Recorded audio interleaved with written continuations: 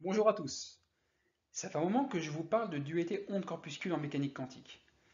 Mais quelle est la nature de cette onde que l'on associe à toute particule matérielle? Dans cette vidéo, nous allons introduire un nouvel objet, au cœur de la mécanique quantique, la fonction d'onde. Allez, c'est parti. Il est usuel de dire que 99% des problèmes de physique ne peuvent se résoudre de manière simple, directe. Pour trouver une solution, il est le plus souvent facile de faire preuve d'abstraction, c'est-à-dire de transformer le problème dans un espace mathématique déconnecté de l'espace physique.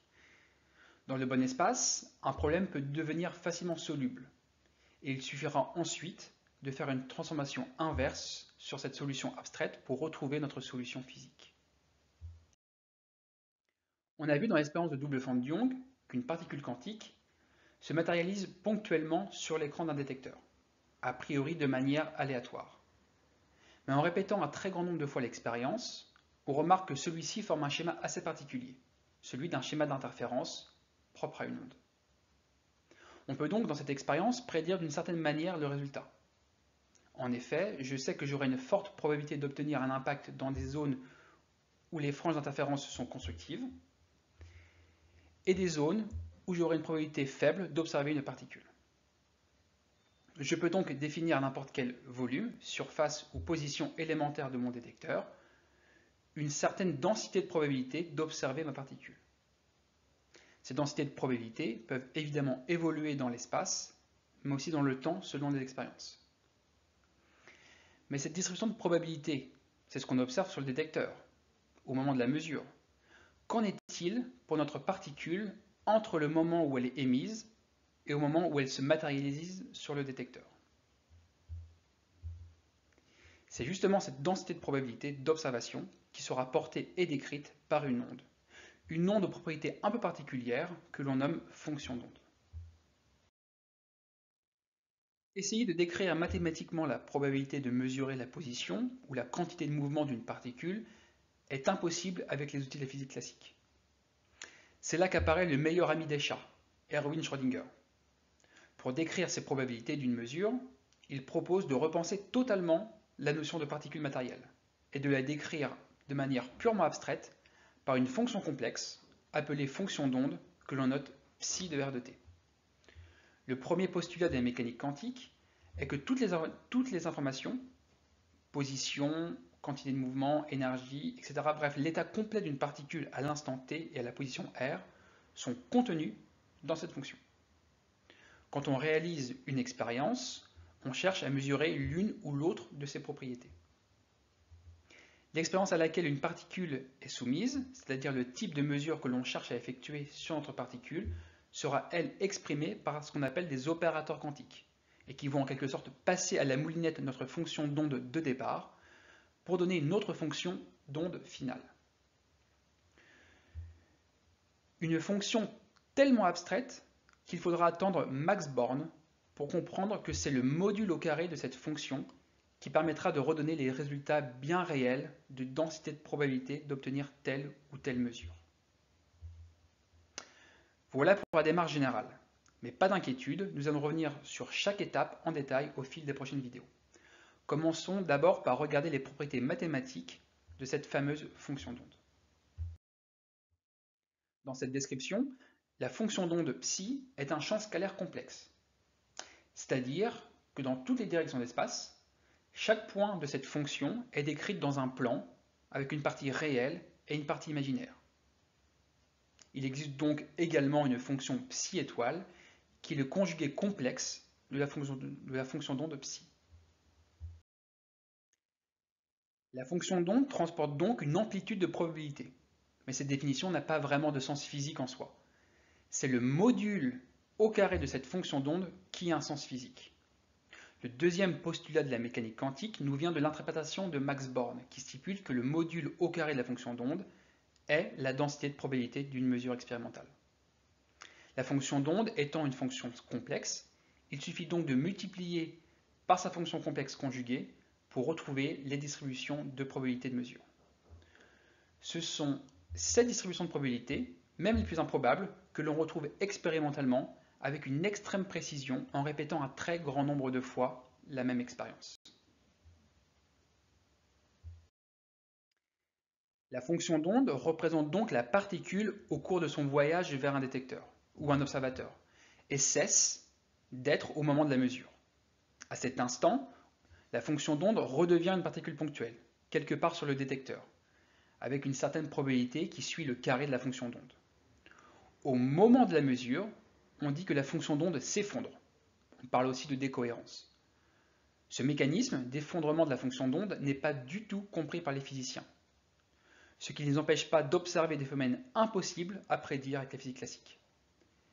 Phénomènes qui sont certes peu probables, mais pas impossibles en mécanique quantique. On le verra plus tard avec l'exemple du fameux effet tunnel. Cette fonction psi de R n'est pas nécessairement stationnaire, mais peut aussi évoluer dans le temps, en la multipliant par une fonction d'évolution temporelle f de t, pour donner une fonction d'onde spatio-temporelle phi de R de t. Elles peuvent aussi se généraliser en plusieurs dimensions. On voit ici la fonction d'onde et son module au carré d'un électron dans un plan par exemple. Et le même module au carré, c'est-à-dire la densité de probabilité de présence d'un électron autour d'un noyau atomique en 3D. Oui, oui, ceci est bien un atome, bien loin des orbites circulaires de l'atome planétaire. On le verra, ces zones de forte probabilité de présence d'un électron forment ce que l'on appelle des orbitales atomiques et sont la description la plus juste que l'on ait actuellement des atomes. Mais est-ce que toutes les fonctions décrivant une onde peuvent être des fonctions d'onde? Ces fonctions d'onde doivent satisfaire certaines propriétés mathématiques. Phi doit être une fonction continue, c'est-à-dire qu'il n'y a pas de discontinuité de la fonction psi à un x donné. À l'interface de deux régions, la fonction psi a donc la même valeur à droite et à gauche de cette interface. Psi est aussi continu, mais sa pente, c'est-à-dire sa dérivée psi', est aussi continue. À l'interface de deux régions définies, on le verra, par différents potentiels, il ne peut pas y avoir de changement abrupt de la fonction d'onde, sauf dans le cas où le potentiel d'une des régions est infini. La fonction d'onde est aussi univoque, c'est-à-dire que pour une variable x, il ne peut y avoir qu'une seule valeur de psi. Et également, les valeurs de psi sont finies, c'est-à-dire qu'elles ne peuvent tendre dans une région vers l'infini. On l'a vu, le module au carré de la fonction d'onde est donc la densité de probabilité d'une mesure dans un petit volume dV. Dans le cas 1D, la densité de probabilité de trouver une particule quelque part sur dx sera le module de psi carré fois dx, et donc la probabilité de la mesurer entre A et B sera l'intégrale de ce module au carré dx entre A et B. Probabilité qui doit nécessairement être comprise entre 0 et 1. Imaginons que je lance un dé à 6 faces. J'ai bien une probabilité 1/6 de tomber sur l'une des 6 faces. Mais j'ai 100% de probabilité de tomber sur l'une des 6 faces. Donc, la somme de toutes les probabilités est forcément égale à 1. Si une particule existe, et que je me mets à la fouiller partout dans l'univers, je vais forcément la trouver. C'est-à-dire que si je somme toutes les probabilités dans un espace infini, j'aurai une probabilité de 1 de trouver la particule. On peut avoir le même raisonnement sur le temps. Si une particule existe, elle existe en chaque instant t. On peut donc dire qu'une particule décrite par une fonction d'onde est une fonction de carré sommable, c'est-à-dire que l'intégrale du module au carré de cette fonction d'onde est forcément égale à 1. Quand je parle d'onde, la première onde qui me vient à l'esprit est l'onde plane. L'onde plane est continue, sa pente est continue, elle est univoque et finie. Mais elle occupe de manière régulière tout l'espace, de moins l'infini à plus l'infini. De ce fait, elle ne peut satisfaire la condition de carré sommable. En effet, l'intégrale sur un espace infini d'un sinus ou d'un cosinus tend vers l'infini. Et si l'on cherche à normaliser cette fonction, c'est-à-dire à rendre égale à 1 la probabilité totale, alors cela revient à dire que la densité de probabilité d'une telle particule tend forcément vers 0. Une fonction d'onde plane ne peut donc décrire une particule décrite par une fonction d'onde. Pour associer une fonction d'onde à une particule, il faut donc limiter l'extension de cette fonction d'onde. Et c'est justement ce que fait le paquet d'ondes. l'extension spatiale d'un paquet d'ondes fait que l'intégrale sur tout l'espace de son module au carré ne tend plus vers 0, mais bien vers une valeur finie qui peut être normalisée, c'est-à-dire ramenée à 1. Un paquet d'ondes est juste la somme de différentes ondes planes, d'amplitude et de longueur d'onde différentes, donc de vecteurs d'onde différentes. L'étalement de ce paquet d'ondes définit également l'étalement de la distribution de probabilité de trouver la particule. Alors on voit donc directement à l'incertitude que l'on aura sur sa position au final. Donc, en augmentant le nombre d'ondes planes, je diminue l'incertitude Δx de mon paquet d'ondes. Et vice versa. Si je diminue le nombre d'ondes planes pour construire mon paquet d'ondes, celui-ci aura un étalement plus grand, donc un Δx plus grand. Sauf qu'en augmentant le nombre d'ondes planes, j'ajoute aussi de plus en plus de longueurs d'onde différentes dans mon paquet d'ondes. En cherchant à gagner en précision sur x, je perds donc en précision sur lambda, la longueur d'onde, et donc en vecteur d'onde k égale 2π sur lambda. Je ne peux donc mathématiquement pas diminuer Δx sans augmenter Δk, et inversement.